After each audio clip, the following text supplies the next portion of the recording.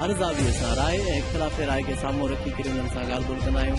Basically सियासतदान आहे छा? सियासत हिकिड़ा कंदा आहिनि बिज़नेस, सियासत इबादत।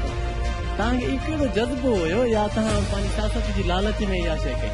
मुंहिंजी सियासत आहे त मुंहिंजो वार्ड आहे घर आहे जंहिंमें वार्ड नंबर 8 आहे, वार्ड नंबर 7 आहे जुमला, जंहिंमें हे सॼा 2 वार्ड आहिनि।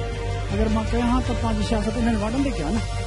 ज़ब्ती हिकिड़ो मूंखे ज़ब्ती ख़्यालु वेठो त मां हिकिड़ो भलाई जो कमु आहे, बहितरी वारो कमु कयां। जुंग कॉलोनी जी रोड ते तव्हां हिकिड़ो वॾो पाणी जो तलाउ कयो, सफ़ा ग़रीब माण्हू हुयो, पाणी नालो त हाणे नादिर अकमल खान जो हुयो। तव्हां चेक कयो, बोज़र मुंहिंजा लॻल आहिनि, उहे पाणी जा बोज़र मुंहिंजा ड्राइवर लॻल आहिनि। उन्हनि खे इहो चयो आहे ठीकु आहे मां टाउन में रखिया आहिनि, पर बोज़र मूं पंहिंजा रखिया, मुंहिंजी टीम पंहिंजी ॾिनल आहे, मुंहिंजा बोज़र पंहिंजा ॾिनल। तव्हां अॼु बि चेक करे सघो था, हर वार्ड में हर कॉलोनी में मुंहिंजा बोज़र पाणी कढंदा। क्लीन सिटी छो कईसीं त कंहिं दोस्तनि खे जज़्बो ॾियणु, इसलिए एहसास ॾियणु मुंहिंजो मुक़ाबिलो कंहिंसां न आहे।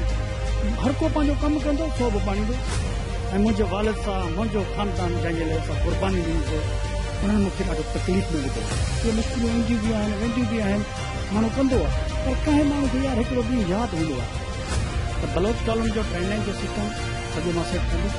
हलियाणी टाउन खां करे महला दादर खान, बलोच कॉलोनी, जुंग कॉलोनी जो पाड़े में वेठा आहियूं।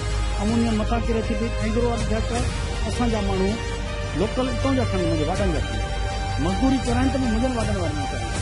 ऐं हुनजो जमहूरी तरक़ियाती कमनि जो हक़ आहे, इनशाअल्लाह मां करे ॾेखारींदुसि।